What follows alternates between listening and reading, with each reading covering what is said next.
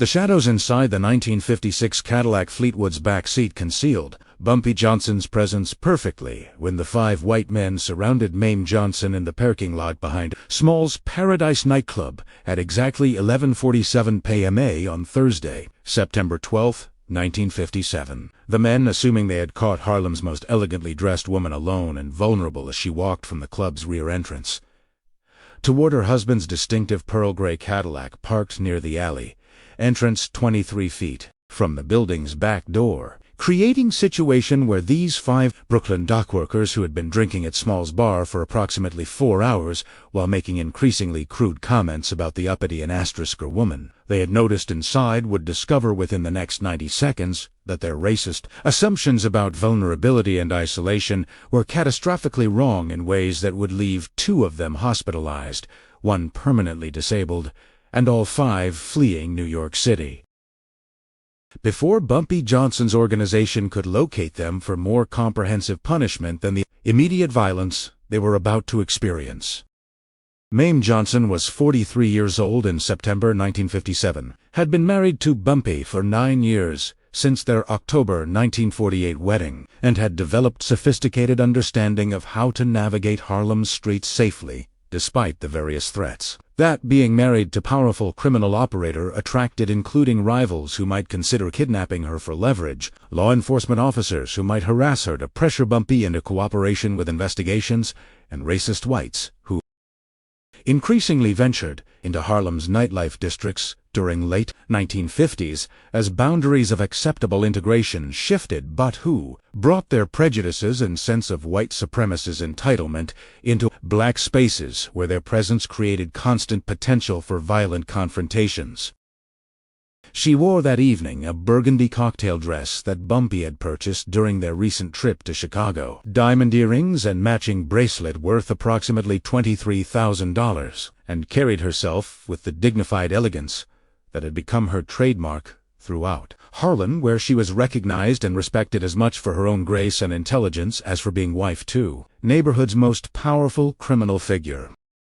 This documentary explores the dangers that black women faced during the 1950s, when venturing into public spaces made them targets for racist violence from white men whose assumptions about black women's vulnerability and availability for harassment reflected deeply ingrained white supremacist beliefs about racial and gender hierarchies that permeated American society despite civil rights legislation theoretically prohibiting such discrimination. While we present these events for historical understanding, we recognize that immediate, violent retaliation, regardless of provocation or justification, perpetuated cycles of violence that undermined legal institutions and democratic processes meant to govern civilized society. This content examines how racist attacks on black women created situations where male partners responded with force that police and courts either couldn't prevent or wouldn't punish adequately. Though we acknowledge the profound moral complexities and long-term social costs of relying on criminal violence to enforce respect and safety that legitimate institutions refuse to guarantee, age-restricted for mature audiences studying organized crime history, gender and racial dynamics in mid-century America, and the failures of democratic institutions to protect black citizens from white supremacist violence. The 5 white men who surrounded Mayme in the parking lot were Edward Eddie Sullivan, Patrick O'Brien, Michael Donovan, James MacArthur, and Robert Callahan, all Brooklyn dockworkers in their late 20s to mid-30s, who worked for shipping companies along the waterfront, and who represented typical working-class whites, whose economic insecurity and racial resentments combined to make them particularly aggressive toward black people they encountered in contexts where they expected deference or subordination rather than the equality and dignity that civil rights movement demanded. These 5 men had come to Harlem specifically to visit Small's Paradise, one of Harlem's most famous nightclubs that had begun attracting mixed-race crowds during mid-1950s, as racial integration of entertainment venues became more common throughout New York City, and their presence in the club exemplified the tensions created when white people entered traditionally black spaces while maintaining racist attitudes that viewed black patrons as inferior, despite ostensibly accepting integration as legitimate social change. The decision to surround Mayme as she walked to her car reflected combination of alcohol-fueled courage, racist contempt for black women's dignity and safety, and calculation that attacking women in parking lot at night would allow them to intimidate or assault her without intervention from other people who might be inside the club or passing on nearby streets.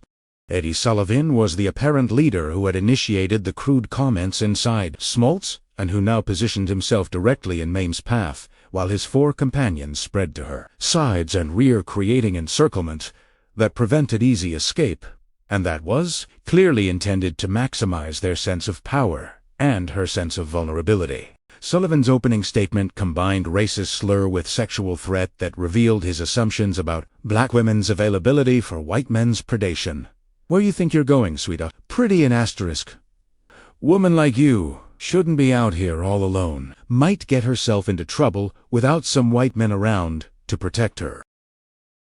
Mayme Johnson's initial response was to continue walking toward her car while maintaining composed expression that betrayed no fear or concern, refusing to give these men satisfaction of seeing her intimidated by their presence or degraded by their insults. She had been in similar situations before, during her 9 years as Bumpy's wife, had learned that showing fear often encouraged attackers, while displaying confidence sometimes deterred them from escalating, and had also learned that Bumpy's reputation throughout Harlem meant that anyone threatening her was taking enormous risk, regardless of whether Bumpy was physically present at the moment of the attack. Her voice, when she finally spoke, carried the same dignified authority she always projected. "Gentlemen, you're blocking my path to my vehicle. Please move aside so I can proceed without incident." The formal politeness of Mayme's request seemed to enrage Eddie Sullivan rather than diffuse the situation, as he apparently interpreted her refusal to show fear as disrespect from black woman toward white man who believed his race entitled him to deference, regardless of class differences or situational contexts. His response was to move closer to Mayme, violating her personal space in ways clearly intended to intimidate, and to escalate his threats from crude verbal harassment to explicit sexual assault. "You don't tell white men what to do? We tell you. And right now, I'm telling you that you're coming with us to have some fun before your criminal boyfriend comes looking for you. Maybe after we're done with you, he won't want damaged goods anymore." The moment Eddie Sullivan reached out to grab Mayme's arm was the moment. Bumpy Johnson emerged from the Cadillac's back seat, where he had been lying down resting during the 27 minutes. Mayme had been inside Smalls, attending to some business matters involving charitable donations to community organizations that she managed on Bumpy's behalf. Johnson had entered the car through the rear door and stretched out across the back seat to rest his eyes while waiting for Mayme, creating situation where the tinted windows and dark interior completely obscured his presence from anyone approaching the vehicle from outside, and his vantage point from backseat had allowed him to observe the entire confrontation from the moment the 5 men began surrounding his wife until Eddie Sullivan's attempted grat triggered Johnson's intervention. If you've ever seen predators discover too late that their isolated victim wasn't alone, subscribe and comment about situations where assumptions about vulnerability proved catastrophically wrong, because what happened in the next 73 seconds would demonstrate why attacking Bumpy Johnson's wife was among the most dangerous mistakes anyone could make in 1950s Harlem, and why these 5 Brooklyn dockworkers' racist assumptions about black women's availability for harassment would cost them more than they could possibly imagine when they decided to corner a woman whose husband was literally within arm's reach, watching every move they made. Bumpy Johnson's exit from the Cadillac was swift and silent, the car door opening and closing with minimal sound while Eddie Sullivan was focused on Mayme, and while his 4 companions were watching Sullivan rather than monitoring their surroundings for potential threats.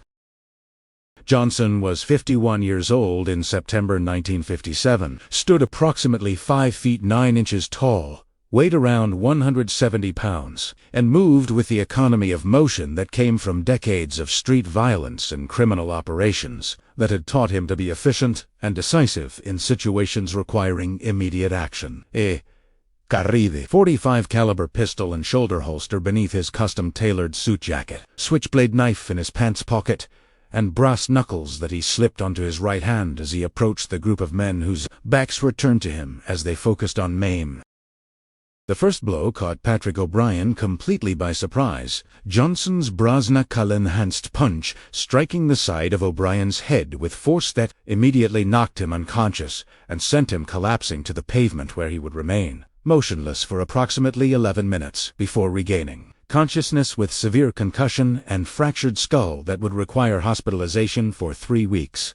The second blow struck Michael Donovan in his kidney region as he turned toward the sound of O'Brien falling. The punch delivered with sufficient force to cause immediate catastrophic pain and temporary paralysis. That dropped Donovan to his knees, gasping for air, while Johnson moved toward James McCarthy, who was reaching for a weapon in his jacket pocket, but who was too slow to complete the draw before Johnson's knee struck him in the groin, followed immediately by elbow to his face that shattered his nose and sent blood streaming across his shirt. Eddie Sullivan and Robert Callahan finally realized they were under attack and turned to face Bumpy Johnson, creating moment of recognition where Sullivan's expression shifted from aggressive confidence to dawning horror as he identified the man whose wife he had just threatened and whose reputation for brutal retaliation against anyone who attacked his interests or family was well known throughout New York's criminal underworld. Sullivan attempted to apologize, stammering explanation that they hadn't known who Mayme was and hadn't meant any serious harm. But Johnson's response was to draw his .45 pistol and point it at Sullivan's face while speaking in calm, controlled voice that was somehow more terrifying than shouting would have been. "You put your hands on my wife. You threatened her with sexual assault. You disrespected her dignity as black woman and as human being. Now, you're going to learn that those choices have consequences you can't avoid and can't survive." Robert Callahan made critical error of trying to run rather than standing still and accepting whatever punishment Johnson decided to inflict, his panicked flight triggering chase reflex that caused Johnson to shift his .45 from Sullivan to Callahan and fire single shot that struck Callahan in his right thigh, severing femoral artery and causing massive bleeding that would require immediate emergency medical treatments to prevent him from bleeding to death in the parking lot. The gunshot echoed through the alley and brought immediate response from people inside. Small's Paradise, including Big Mark Washington and 3 other members of Johnson's security team, who had been stationed inside the club providing protection for Mayme and who now came running through the rear entrance to assess situation and provide backup if needed. The arrival of Johnson's security personnel transformed the situation from Favon-2 confrontation that the Brooklyn dockworkers had initiated into overwhelming disadvantage, where they faced 7 armed and highly trained men whose loyalty to Johnson and protective instincts towards Mayme guaranteed that they would inflict severe punishment for the attempted assault. Big Mark Washington quickly assessed the Sin, 1 man unconscious on the ground, 2 men incapacitated by injuries, 1 man shot and bleeding severely, and Eddie Sullivan standing frozen with Johnson's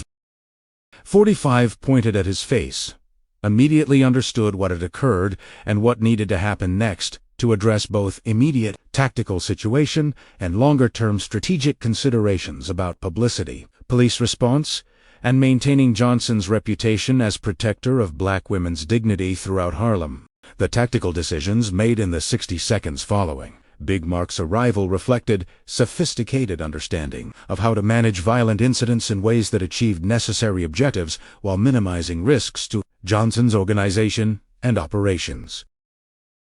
Big Mark instructed 2 of his men to administer first aid to Robert Callahan to prevent him from dying in the parking lot, which would trigger homicide investigation that might be harder to manage than assault charge. Called ambulance anonymously to ensure medical treatment reached the wounded men quickly enough to prevent fatal outcomes, and arranged for witnesses inside, Smalls, who might have heard the gunshot, to be told that the sound was backfire from passing car rather than gunfire.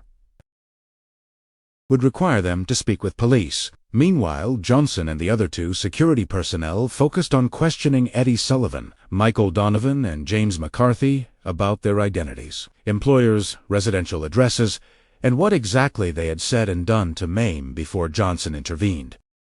Mayme Johnson had remained remarkably composed throughout the violent confrontation, standing near the Cadillac and watching as her husband systematically disabled all 5 men who had threatened her. Her lack of visible fear or distress reflected both her confidence in Bumpy's protective capabilities and her years of experience navigating dangerous situations that being married to a powerful criminal required her to manage with grace and intelligence rather than panic or helplessness. When Big Mark approached her to ask if she was injured or traumatized by the incident, her response was characteristically elegant. "I'm perfectly fine, Mr. Washington. These gentlemen made very poor choices about whom to threaten. I trust my husband and his associates will ensure they understand the error of their judgment."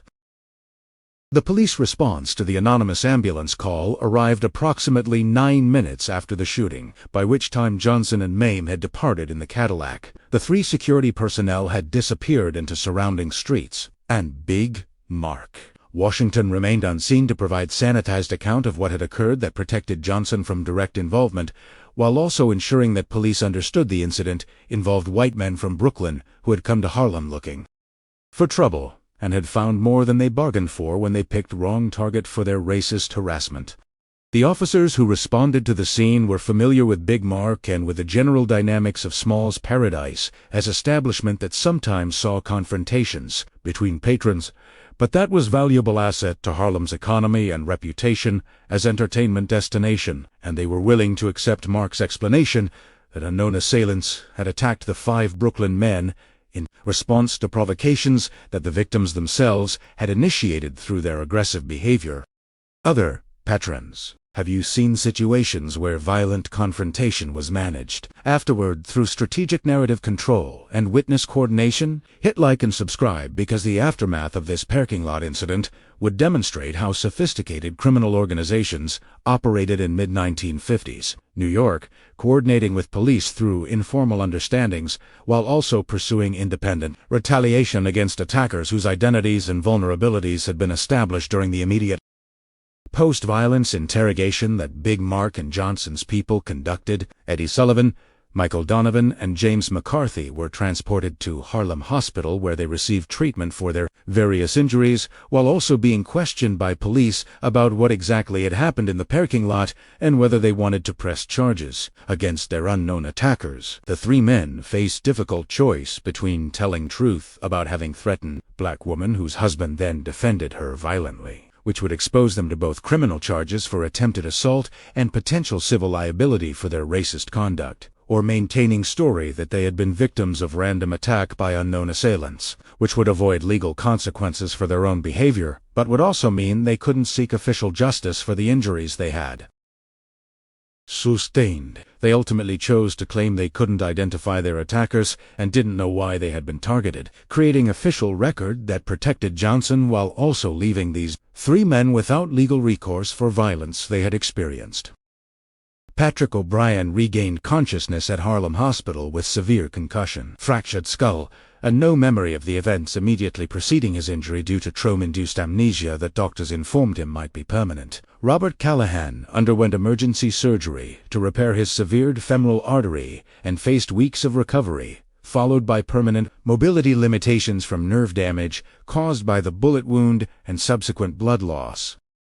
The 5 men's medical bills totaled approximately $14,000, none of which their employers' insurance policies would cover since the injuries occurred off the job during recreational activities, creating financial crisis that would compound the physical and psychological trauma they had experienced from the violent confrontation. The intelligence gathering that Johnson's organization conducted over the 48 hours following the parking lot incident produced comprehensive information about all 5 men, including their home addresses in Brooklyn, their employers at various shipping companies, their family situations, including wives and children who depended on their incomes, their financial vulnerabilities, including debts and modest savings, and their associates among Brooklyn's working-class white communities, where racist attitudes toward black people were widespread but where actual violent confrontations with Harlem's black residents were relatively rare, given most whites' recognition that enter black neighborhoods to cause trouble invited retaliation that police might not prevent or punish. This intelligence allowed Johnson to make strategic decisions about what additional punishment these 5 men should face beyond the immediate physical violence they had already experienced. The question of whether to pursue additional retaliation against the 5 Brooklyn dockworkers involved several considerations, including deterrent effect of making example that would discourage other whites from thinking they could harass black women in Harlem without facing severe consequences, risk that killing or permanently disabling working-class whites might trigger police response more aggressive than the relatively hands-off approach that officers had taken to parking lot incident, and broader political implications of interracial violence during period when civil rights movement was gaining momentum and when high-profile incidents of white and black violence in South were creating national attention that made northern cities like New York anxious to avoid similar publicity suggesting that racial violence was not exclusively Southern problem. Bumpy Johnson's decision was to implement graduated response that would inflict additional pain on the 5 men without creating situations that might escalate into broader conflicts or generate publicity harmful to his operations or to Harlem's reputation. The campaign included anonymous letters to the 5 men's employers detailing their racist assault on black women in Harlem and suggesting that continued employment of such individuals created liability risks for companies whose operations depended partly on black dock workers and whose public reputation would be damaged by association with known racists. The letters resulted in Eddie Sullivan and Patrick O'Brien being fired from their positions, while Michael Donovan, James McCarthy, and Robert Callahan received formal reprimands and warnings that any future incidents would result in termination. The financial pressure campaign included buying the 5 men's various debts from creditors at discount prices and then demanding immediate full repayment in ways that created severe economic stress without technically breaking any laws. Eddie Sullivan owed approximately $3,400 in gambling debts that Johnson's organization purchased for $1,700 and then demanded be repaid within 30 days, or face consequences including violence and exposure to his wife of his gambling problems.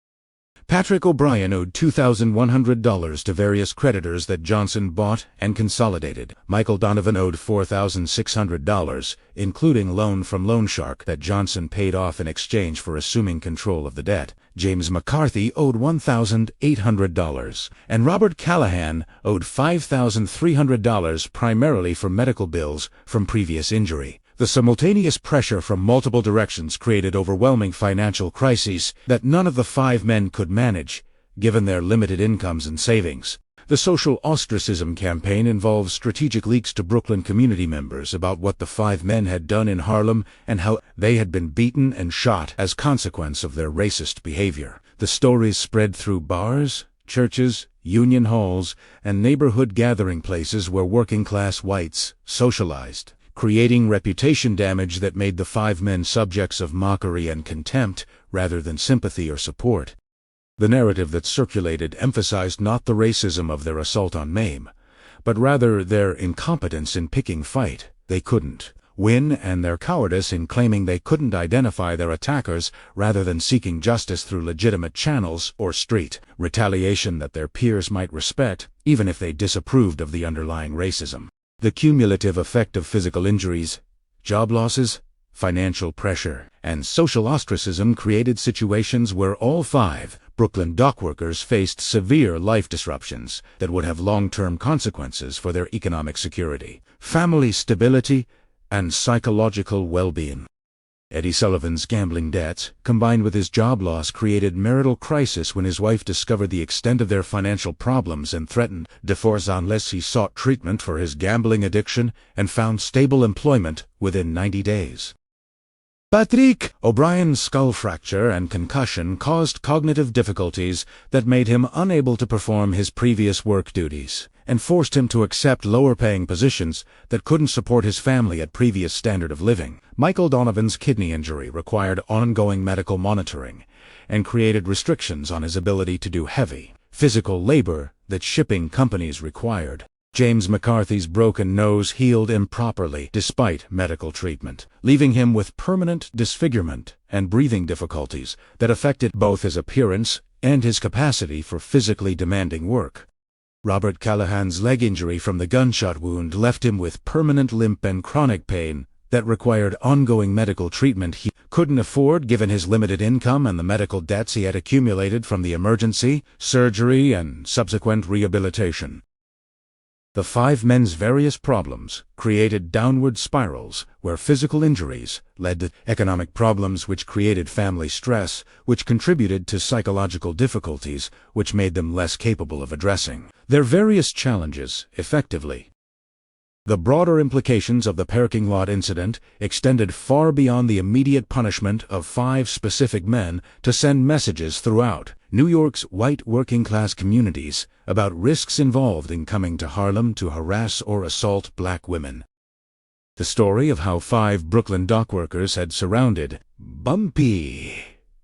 Johnson's wife in parking lot without realizing he was sitting in the back seat of the car watching them became cautionary tale told in bars and union halls and neighborhood gatherings where white men discussed their attitudes toward racial integration and their strategies for maintaining white supremacist social hierarchies, in contexts where black people were increasingly asserting their rights to equal treatment and respect. The lesson these white men drew from the story was not necessarily that racism was morally wrong, but rather that expressing racism through violence in Harlem was tactically dangerous given that black criminal organizations possessed resources and willingness to retaliate in ways that police wouldn't, preventing that white racial solidarity couldn't protect against. The incident also reinforced Mayme Johnson's reputation throughout Harlem as a woman who commanded respect not just because she was married to a powerful criminal, but because she herself possessed dignity, courage, and intelligence that made her exemplary representative of black womanhood. A time when black women faced particular vulnerabilities from both racist whites who viewed them as legitimate targets for harassment and sexual assault, and from broader American culture that systematically devalued black women's humanity and safety. The story of how Mayme had maintained her composure when surrounded by five threatening white men, how she had refused to show fear or subordination, and how her husband had emerged from the car to defend her with immediate and overwhelming violence, became part of Harlem folklore that celebrated both Johnson's protective devotion to his wife and Mayme's own strength under pressure. Celebrating criminal violence as mechanism for defending black women's dignity requires acknowledging the complex moral questions about whether such protection genuinely advanced women's autonomy and safety or whether it reinforced paternalistic patterns where women's value derived primarily from their relationships to powerful men rather than from their inherent human worth and rights. Mayme Johnson was protected not because American legal system guaranteed all women's safety from assault, regardless of their race or class or marital status, but rather because she was married to a man whose criminal power and willingness to use violence made attacking her personally dangerous for potential assailants. This protection was valuable and real for Mayme, but it was not available to other black women in Harlem who lacked similar connections to powerful protectors and who therefore remained vulnerable to racist and sexist violence that police either couldn't prevent or wouldn't take seriously when victims reported attacks. The institutional failures that created necessity for criminal protection of black women included police departments, systematic refusal to investigate seriously when black women reported being harassed or assaulted by white men, prosecutors' unwillingness to bring charges against white defendants for violence against black victims, courts' patterns of dismissing or minimizing such violence when cases did reach trial, and broader cultural assumptions that black women's dignity and safety mattered less than white women's and therefore didn't deserve equivalent legal protections or social concern. These structural inequalities meant that legal channels for protecting black women from racist violence were largely unavailable, leaving them dependent either on male relatives and partners who might retaliate violently or on their own defensive strategies, including avoiding situations and locations where they might be vulnerable to attack. The relationship between criminal violence and women's safety was further complicated by the reality that criminal organizations themselves perpetrated significant violence against women, including domestic abuse within families of criminal operators, sexual exploitation of women working in illegal prostitution and other vice operations, and general tolerance of sexist attitudes and behaviors that viewed women primarily as property or resources rather than as autonomous individuals deserving respect and equal treatment. Bumpy Johnson's protection of Mayme from racist attackers coexisted with criminal empire that included operations harmful to other women whose vulnerability to exploitation Johnson either ignored or actively participated in, depending on how those women's situations affected his economic interests and organizational power.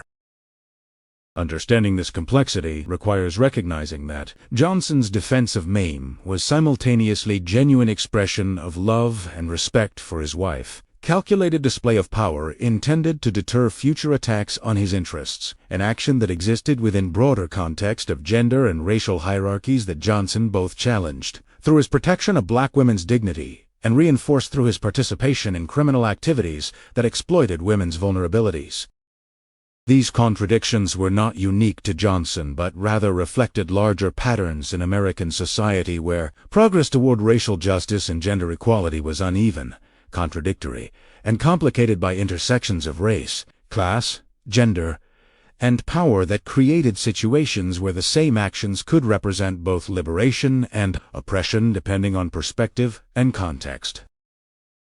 If you've learned about complex relationships between criminal power, racial justice, and women's safety, hit subscribe for more stories exploring how Harlem's black community navigated institutional failures through combination of legitimate activism and extra-legal violence. Tell us in comments whether you think communities facing systemic oppression and institutional abandonment are justified in relying on whatever protective resources they can access, even when those resources come from criminal organizations whose other activities perpetuate harm and exploitation. The 5 Brooklyn dockworkers' long-term trajectories reflected how single violent incident and subsequent retaliation campaign created cascading consequences that permanently altered their lives and opportunities. Eddie Sullivan never recovered financially from the combination of gambling debts, job loss, and medical bills, ultimately declaring bankruptcy in March 1959 and relocating to Pennsylvania, where he worked as janitor, earning a fraction of his previous dockworker's salary.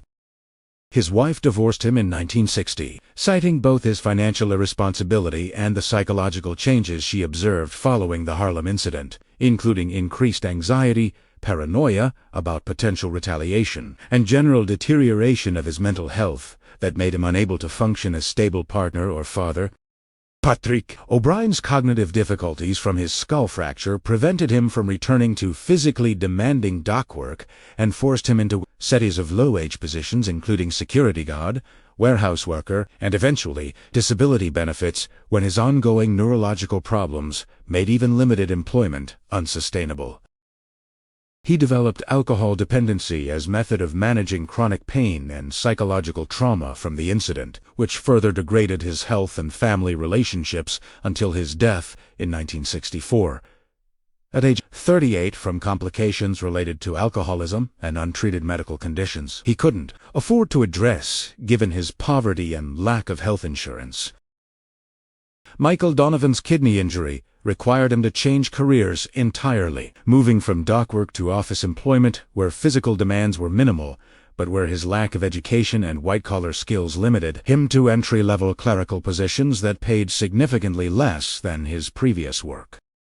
The financial stress created marital problems that ultimately led to separation, though not formal divorce, and he spent the remainder of his life managing chronic health issues while working jobs that provided minimal satisfaction or economic security. He died in 1973 at age 48 from kidney failure that doctors believed was related. Potlito, the 1957 injury that had never healed properly and that had created ongoing medical complications. James McCarthy adapted somewhat better than his companions to the aftermath of the incident, finding new employment at different shipping company where his broken nose and general reputation from the Harlem confrontation were unknown or ignored. However, he lived with constant fear that Johnson's organization might decide to escalate its retaliation beyond the financial and social pressure that had already been applied, and this anxiety affected his personality and relationships in ways that his family and friends noticed, even if they didn't fully understand the sources of his changed demeanor. He avoided Harlem entirely for the rest of his life, refused to discuss the September 1957 incident, even with close associates, and generally tried to forget the night when his racist assumptions about black women's vulnerability had been catastrophically disproven. Robert Callahan's permanent mobility limitations from his gunshot wound forced him to accept disability status and medical retirement from doc, leaving him dependent on modest disability payments and his wife's income as seamstress to support their 3 children. The financial pressure created by his reduced earning capacity combined with the ongoing medical expenses from his injury created severe family stress that he managed through combination of stoic acceptance and quiet bitterness about how his life had been permanently diminished by single night's bad decisions. He outlived all 4 of his companions from that night, dying in 1989 at age 64 from heart attack that doctors suggested might have been hastened by decades of stress, limited physical activity due to his injury, and general deterioration of his health that resulted from inadequate medical care he couldn't afford. The police investigation of the parking lot incident concluded without any arrests or charges being filed. The official report describing it as assault by unknown assailants on 5 men from Brooklyn who had been visiting Harlem nightclub and who apparently provoked some kind of confrontation, though the exact details remained unclear, given the victims' inability or unwillingness to identify their attackers or explain what had triggered the violence. The detectives who worked the case understood that the victims were probably not being fully honest about what had occurred, but also recognized that pursuing investigation further would be unlikely to produce a prosecutable case, especially given that the victims themselves seemed content to let the matter drop rather than cooperating actively with law enforcement efforts to identify suspects.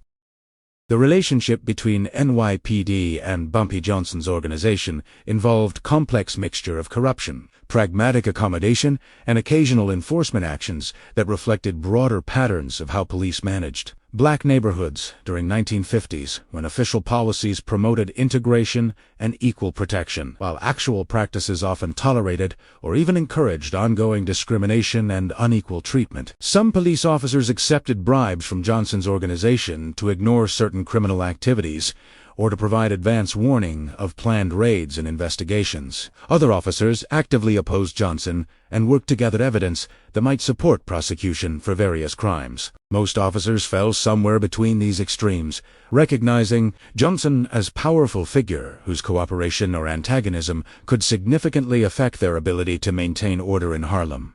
while also understanding that their careers depended partly on managing crime statistics and avoiding high-profile incidents that might generate negative publicity for a department or city. The parking lot incident represented a type of situation where police had little incentive to pursue aggressive investigation even if they suspected Johnson's involvement. The victims were white outsiders from Brooklyn who had come to Harlem apparently looking for trouble, who had been injured in confrontation that they seemed to have initiated, and who were unwilling to cooperate with investigation by providing detailed accounts of what had occurred or identifying their attackers. Prosecuting Johnson, based on such weak case, would be unlikely to succeed and would consume investigative resources, while potentially creating political problems if it appeared police were protecting white racists who had assaulted black women and then been defended by her husband. The pragmatic decision was to file a report describing assault by unknown assailants and to move on to other cases, where successful prosecution was more likely and where political implications were less complicated. Mayor Robert F. Wagner Jr.'s administration during late 1950s was attempting to position New York as a city that had successfully managed racial integration better than southern cities, where violent resistance to desegregation was creating national crises and international embarrassment for United States during Cold War competition with Soviet Union for global influence and moral authority.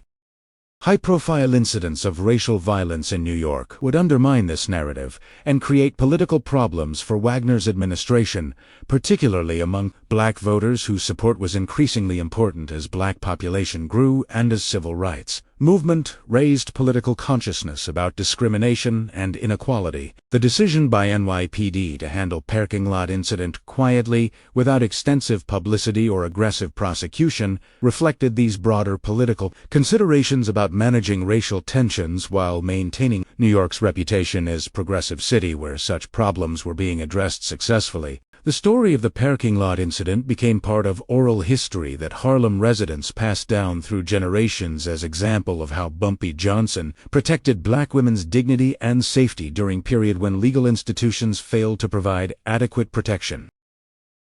The details varied in different tellings, with some versions emphasizing the 5 white men's racist language and sexual threats, other versions focusing on the tactical surprise when Johnson emerged from the car where they hadn't seen him, and still other versions highlighting Mayme's composed courage in the face of threatening situation. These varying narratives reflected different lessons that different tellers wanted to emphasize about racial power, gender dynamics, criminal protection, and the complex moral landscape of mid-century Harlem, where right and wrong, legal and illegal, oppression and resistance intersected in ways that defied simple categorization.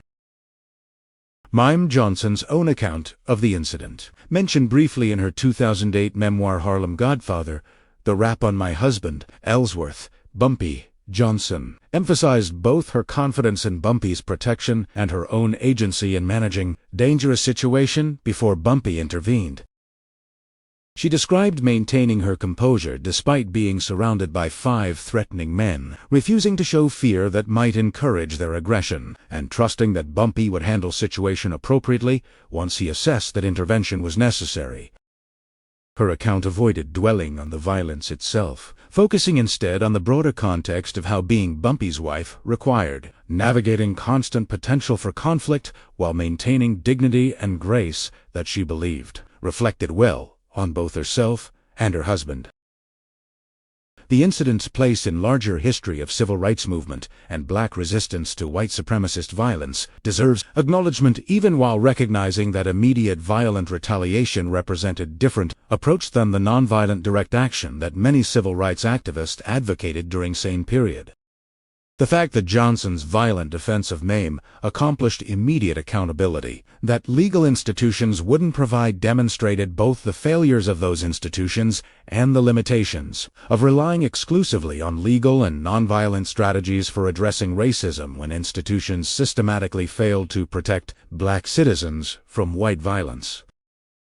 The ideal response to racist assault would have been immediate police intervention arresting the 5 white men, followed by vigorous prosecution resulting in substantial punishment that deterred similar future attacks. But this ideal response was unavailable, given how police and courts actually functioned in America, where black victims of white violence rarely received justice through legal channels. The tragedy was that American legal system's promise of equal justice under law remained unfulfilled for black citizens who faced racist violence in countless daily interactions without any recourse to legal protections that theoretically guaranteed their rights.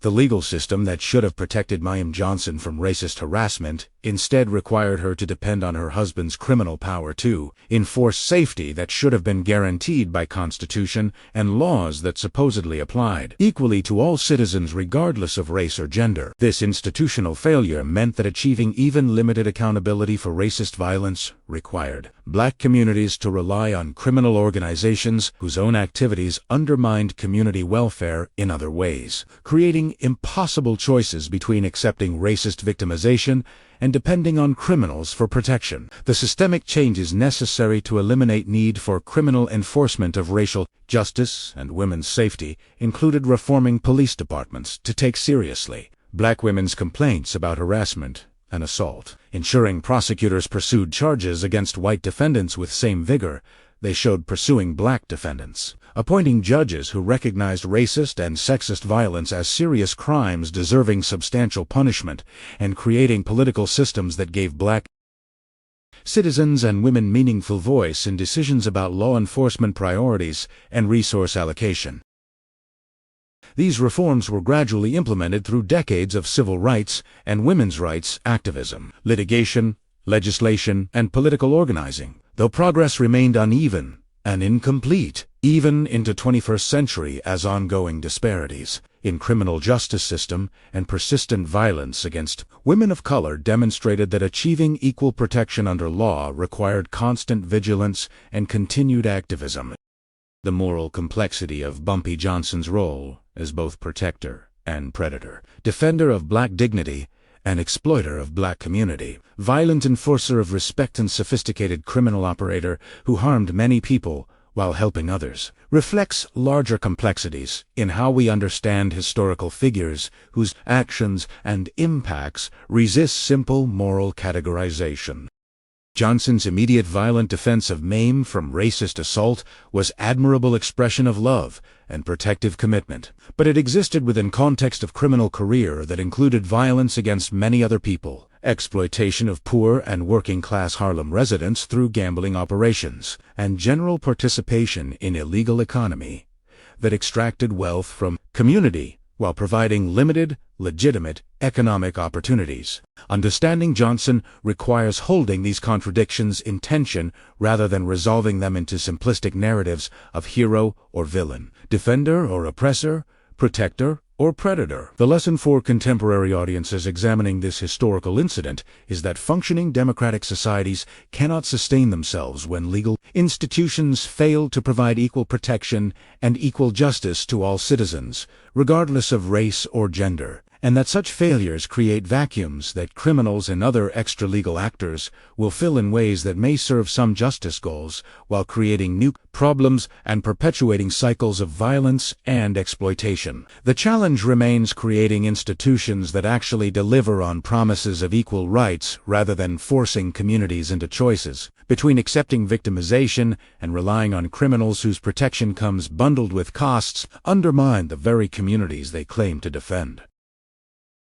The story of how 5 white men cornered Bumpy Johnson's wife in parking lot without realizing he was sitting in back seat of the car watching them represents both vindication of black women's dignity and indictment of systems that made criminal violence necessary. Mechanism for achieving safety and respect that should have been routine rather than exceptional.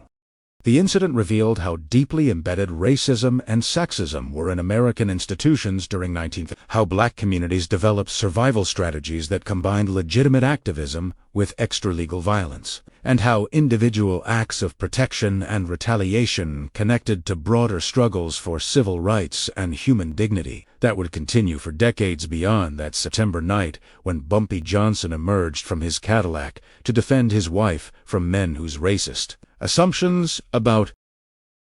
her vulnerability proved to be fatal miscalculation about power, protection, and the price of disrespecting black women in Harlem.